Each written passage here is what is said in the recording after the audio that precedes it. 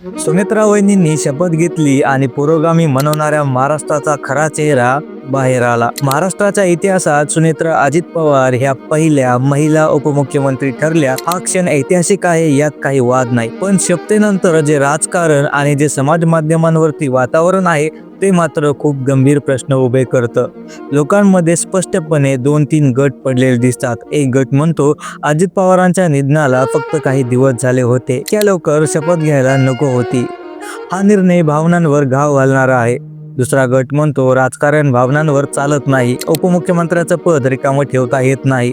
सत्तेत पोकळी निर्माण झाली तर इतर राजकीय शक्ती त्याचा फायदा घेऊ शकतात. आणखी एक मुद्दा मांडला जातो तो म्हणजे सुनेत्रा पवार या पदासाठी योग्य आहेत का? त्यांना संघटन सांभाळता येईल का? राष्ट्रवादी काँग्रेसला त्या स्थैर्य देऊ शकतील का? हे प्रश्न आवाजवी नाहीत, कारण महाराष्ट्राच्या राजकारणात नेतृत्व म्हणजे फक्त पद नाही, तो वेळ, अनुभव आणि पकड असते. पण इथे आणखी एक प्रश्न उभा राहतो, जर पुरुष नेता असता तर हीच चर्चा इतकी तीव्र झाली असती का? आजचा खरा मुद्दा हा नाही की सुनेत्रा पवारांनी शपथ घ्यावी की नाही. खरा मुद्दा असा आहे, आपण निर्णयाकडे पाहतोय की त्या व्यक्तीकडे? अजित पवारांसारखं राजकारण त्या सांभाळतील का? पक्षाला दिशा देतील का?